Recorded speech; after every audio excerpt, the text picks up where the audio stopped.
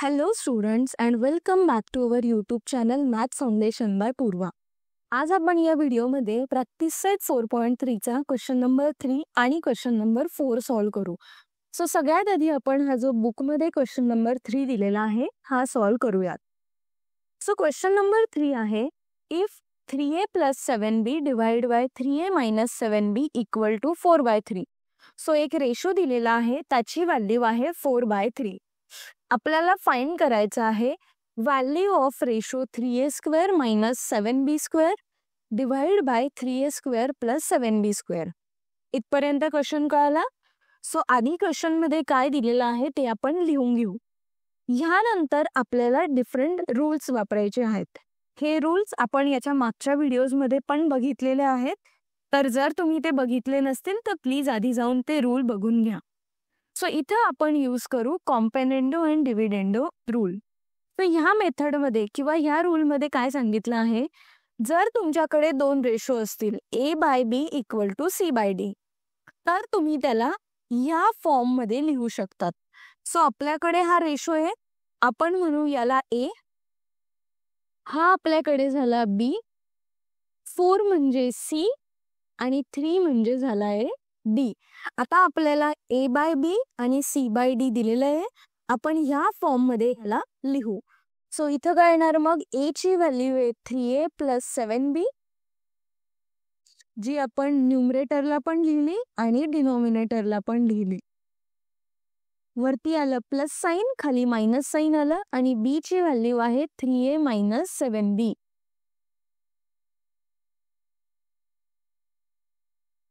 Same वेने ह्या साईडला येणार 4 + 3 आणि 4 - 3. आता आपण हा प्रॉब्लेम सॉल्व करूया. ठीक आहे. आधी तर आपण काय करू, हे ब्रॅकेट मधून व्हॅल्यूज काढून घेऊ. सो इथं आलं 3a + 7b + 3a - 7b, खाली आलं 3a + 7b आणि ही निगेटिव्ह साइन आहे म्हणजेच ब्रॅकेट मधले साइन चेंज होईल विच इज -3a आणि +7b. इथं काय येणार 7/1. आता बघा हा 3a आणि हा 7b आणि -7b कट झाला, हा 3a आणि हा 3a कट झाला कारण दोघांची साइन अपोजिट आहे.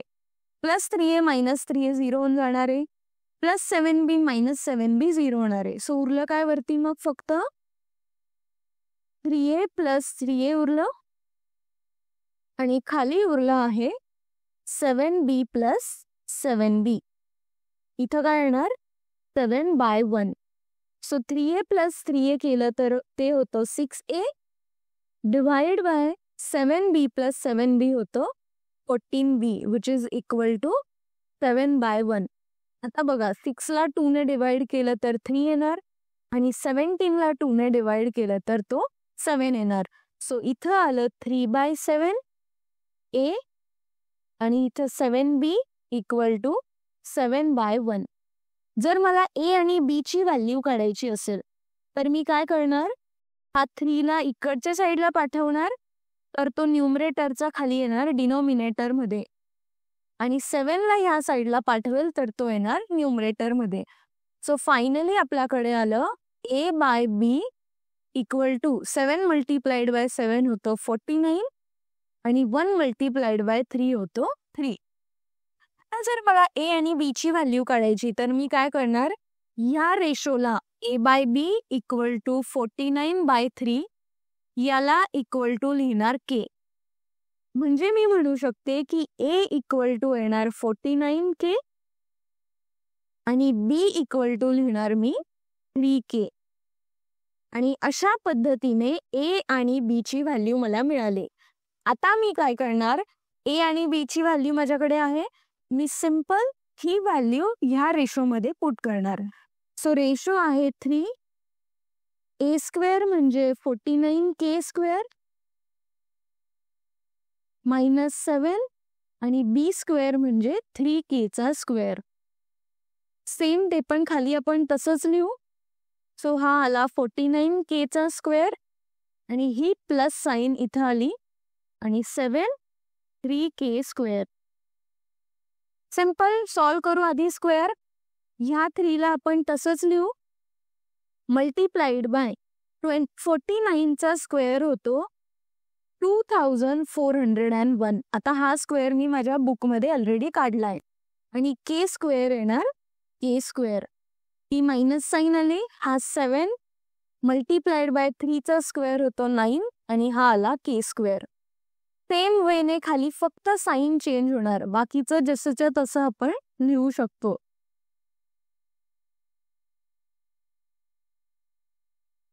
ओके, आता 3 मल्टिप्लाइड बाय 2401 केलं तर ते येतं 7203 आणि के स्क्वेअर तसंच लिहिणार मायनस 7 मल्टिप्लाइड बाय 9 होतो 63. हेच खाली लिहिणार आपण, फक्त इथे येणार प्लस साईन. आता बघा वरच्या साईडने पण आपण के स्क्वेअर कॉमन काढू शकतो, तर काय वाचणार 7203 मायनस 63.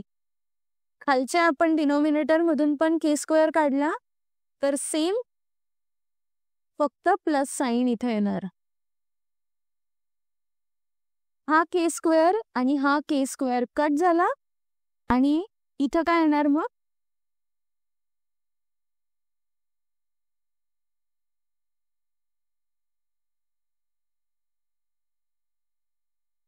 फायनली या दोघांचं ॲडिशन किंवा सबट्रॅक्शन करू, आपल्याला आन्सर मिळणार 7140 डिवाइड बाय 7266.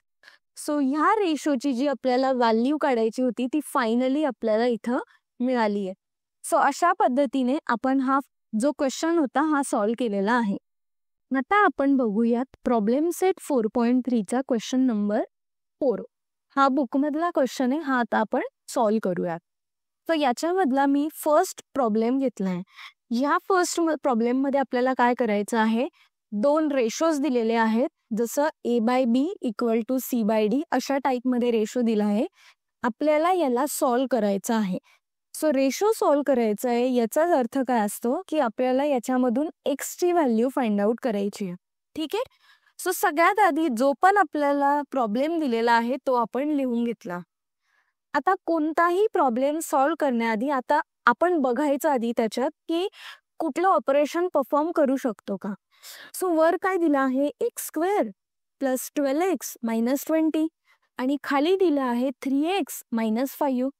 आता जर मला ह्या 3 ला 12 करायचं असेल किंवा ह्या 5 ला 20 करायचं असेल तर मला इथं काय करावं लागेल, मल्टिप्लाइड बाय 4. सेम वेने इथं पण मल्टिप्लाइड बाय 4 केलं तर मला हे आन्सर मिळतंय. सो पहिली स्टेप आपल्याला काय कळाली की जो डिनॉमिनेटर आहे त्याच्यामध्ये आपण मल्टिप्लाय बाय 4 करू शकतो. सो सिंपल, आधी सगळं इक्वेशन तसंच लिहिलं आणि डिनॉमिनेटरला मी फक्त सिंपल मल्टिप्लाय बाय 4 करणार. न्यूमरेटर मी तसाच ठेवलेला आहे.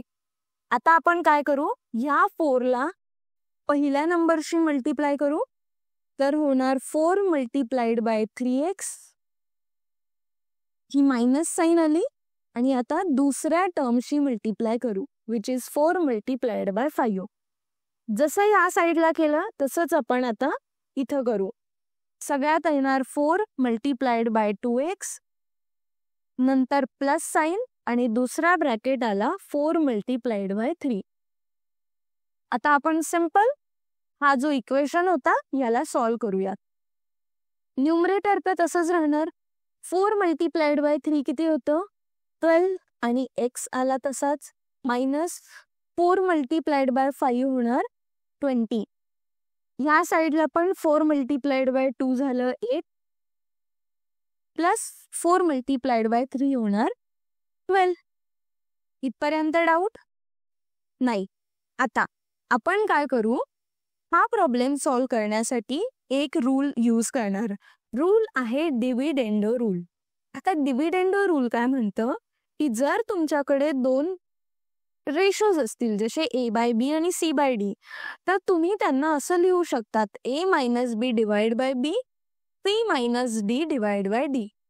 आता आपण काय बघणार की हा आहे आपल्याकडे A आणि हा आहे B.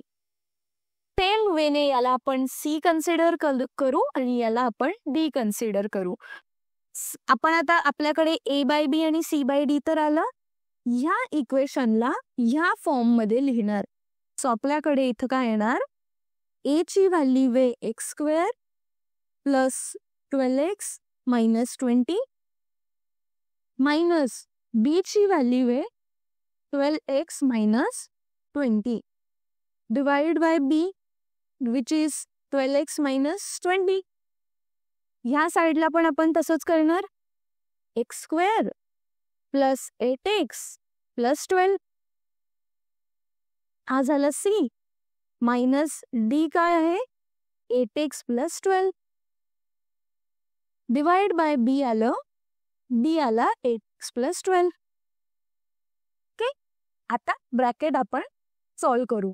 सो आधी हा सगळ्यात फर्स्ट वाला तर तसंच लिहिणार स्क्वेअर प्लस 12x मायनस 20. ही मायनस साईन आहे, सो ब्रॅकेट मधल्या सगळ्या व्हॅल्यूज चेंज होतील आणि खाली आलं 12x मायनस 20. ह्या साईडला पण आपण सॉल्व करू. Square plus 8x plus 12. ही आली मायनस साईन, मायनस 8x आणि मायनस 12. खाली आलं 8x प्लस 12. आता बघा काय काय कट होऊ शकतो. Minus 12x plus 12x cut झाला, मायनस 20 प्लस 20 कट झाला. Same plus 8x minus 8x cut झाला, प्लस 12 मायनस 12 कट झाला. सो उरलं काय इथं x square divide by 12x. So मी इकडे लिहून घेते.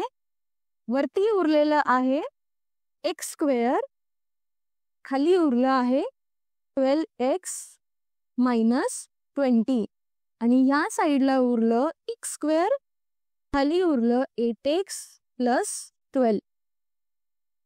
सो आता हा एक्स स्क्वेअर आणि हा एक्स स्क्वेअर कट होऊन जाणार, कारण काय दोघी साईडला ते अपोजिट साईडला आहेत म्हणून एक्स स्क्वेअर कट झाला.